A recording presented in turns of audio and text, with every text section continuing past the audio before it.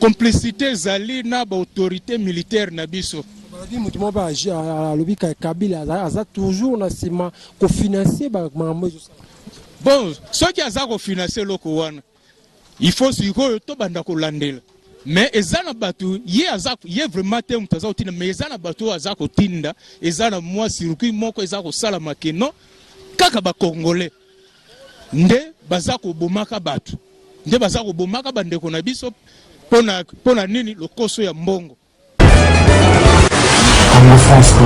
Il faut yeba keno PPRD ezali plateforme ye azali autorité morale na bango ya batu na bango bakoti na gouvernement mais soka nya solo na batu na ye ekobangisa biso te po baza batu na ye bami azapela ba ministre baza na gouvernement soka bengisi bango basolola makambo etali parti na bango bo ekobangisa biso nani tobi ke no ba osolola masolo na bango o etali parti na bango eloko moko ezate batika ndeko déranger batu batika kokosa batu eloko ezalite akozonga kapete. Merci beaucoup mesdames, mesdemoiselles et messieurs, chers amis fidèles téléspectateurs de la 3xw.congofrance.com. Merci parce que vous avez toujours rebellé, vous avez biso na émission oyo. To sur la pona Congo, présenté par votre serviteur Yannick Wenge Moto Nakibonzambe, to quitter en Ayoville, to rapporter sur la ce qui actualité zali to quitter en Ayoville, pour to sur la mamou, ya mort la biso na ba Congolais. Merci beaucoup et bon séjour na maman Del Yomo à la Milan, maman Del Yomo, maman la ba boaka ma ba autiste ba trisomi, à keko paiement après qu'on laisse à Paris à Milan. Bon séjour maman. Merci beaucoup maman Mimindou Malakata Bundes 0044. Maman Nadine Malila Dr Abraham Momoudjilou Moto Nzambe. Maman Mimindou la personne botebo botala biso émission yo naboke binyoso. Nazana combattant mokawa to solo na mambu ya mboko la biso sur l'actualité désolé dans mboko la biso. Moi quelques minutes à cadre d'émission. Bonjour. Bonjour journaliste. Doitala yo bonne santé maman. Calme zanango par la grâce de Dieu toujours vivre na mboko. Crash tout ça ma goma ba tebele ba kufi na habité na ngongara ya président Fachi ba crash boy ezani en tout cas question wana ndeko tuneli yango ezaneti ezana mwa mutambo mais batu babosani keno ba accident salamaka ata lelo ndenge to kotambola boye okiposa l'accident batuti yo ba mituke ezotambola na nzela wa ezosala pe ba accident. Ceux qui accident salami ezakaka ki ono basala ki yango boye ou bien ba piéger ki yango basala ki bote ils accident comme batu bakufi en tout cas pe na am na bango mais eloko ezate zandi accident de salamaki eloko mususu ezate po enquête nyonso bakosala bakotala boîte noire ceux qui accident ezaki provoquer na liboso kutu mbozo batala te position muktuka ya président kinara boye bana te bo o susu bakotala bon oh likambo ya nini ya président wana banquete ezo salama tolongola nanu ba nini ba idée mususu nanu enquête ezo salama tango bakozwa boîte noire enquête ko salama bakoyeba neni toloba nanu te to pointer nanu te kiono ezabo po nanu résultat ya siri nanu ezwa mité alors yoko bana déjà kopesa point de vue na oke non ezabo ndenge nini tozela ba investigateur basala ba nini na bango ba expert basala expertise na bango ndeto koyeba vraiment résultat ya solo ezali nini. Okay. Merci beaucoup mais tout à la Chadar et sur mon meeting ce soir confirmé kaka président ezande Kabila za grand prêtre na Congo Kabila nemtu anoma Félix Tshisekedi na habité bino bon soit qui Chadar azolo babongo siko yé na 2006 nana nomaki nana nomaki po soit qui bazolo bo yenda za ko nommer siko yé nana nomaki ozomona teke za batu moko bakoluka ko créer ba biloko moko ezangi tina Shadari ayebi bien banda balobaka ke no toko bimisa ba vérité ba vérité ngwe bimaka te kaka toko bimisa au mote ke bakosaka nde population po bayebi ke no ndenge bazawana basili alors pona ko lakisa batu ke no bango pe bazali yango basala ka ba grimace wana au mone ezali neti lion oyo azesusu na minute azala manzaka te yoso okuta na yeso asaloka ba grimace ko kima ke no lion akolianga rien même ata mboloka pamba lokola zesu na manzaka te minute akokata ko lesu mboloko te ozomona wana za ba biloko pamba ba ko sala wana toyebi ke no suka na bango esekoki nyonso bakosalana il faut basala kaka ndengo na pona kino poso iba vandinye ti 2023 bakozala effacer.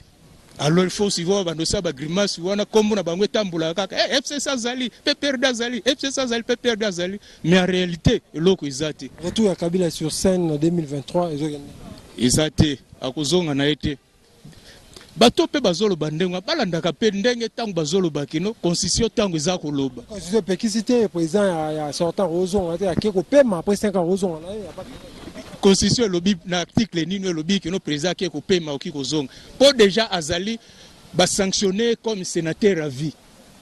Yo tant ba sanctionner sénateur à vie. Ezali nini ti mukoloko kufa. Ezali tolo bakaka neti eza fonction ba pesi yo ti mukoloko kufa. Ezali sigo so yo ba ebisi yo keno ozali sigo premier ministre à vie. Osoki kaka wana oko matesu sute okite sute ti oko kufa otikali kaka ndengo oyo Kabila basi ba sanctionner comme sénateur à vie atikali kaka ndengo na oki osala suse loko sute la présence na Congo ozomona te que non et ka président Fachi osala loko te pour président Kabila ya président Kabila eza na Congo mo ba mbriement ko bengisa ba ministre na kinga kati ba gouverneur ba la na kinga kati réunion na butu ozomona te que non bon eloko eza wana il faut yeba que non PPRD ezali plateforme Yé azali autorité morale na bango. Yabe batu na bango bakoti na gouvernement. Mais soka nya solo na batu na ye. E ko bangisa biso te po baza batu na ye. Bami azapela ba ministre baza na gouvernement. Soka bengisi bango ba solo la makambo tali parti na bango. Bo ko bangisa biso nani. Tobi ke no ba solo la masolo na bango o etali parti na bango. Eloko moko ezate. Batika ndeko déranger batu batika kokosa batu eloko ezalite akozonga kapete akozonga pete soki tozanga na yo 2023 bokomona kaka keno akozalate wana eza ba grimace ya pamba na toto mona papa Molière auti ko finga ba santé na ebite so boki yango ko finga so journaliste so ni eza pona ba actualité na minute un député pona ba propos na fingi mutu na mama na yo eta mtota mso sali on ba tu bientôt ba batala biso moi liloba ezani bon nga vraiment na landi angote yonde mutuza ko informer nga kino afingi bon lokola fingi eza vraiment bien te comme journaliste vraiment que no telempe na média oza ko finga batu ndengo wana eza vraiment na habité so baza vraiment na déontologie ya nini na bango ya ba journalisme pour député aza député bon en plus sous député ba voter yo pour olobela peuple si ko komi ko finga lisusu na batu wana ozomona te que no asale loko moko ya bien te so ke zalike wabi ke injure eza vraiment fracture. Alors soki mutu wana aoki ko fungolele pe kesi pe balandeli basambisi pe baoki ko condamner et pas état de droit sécurité.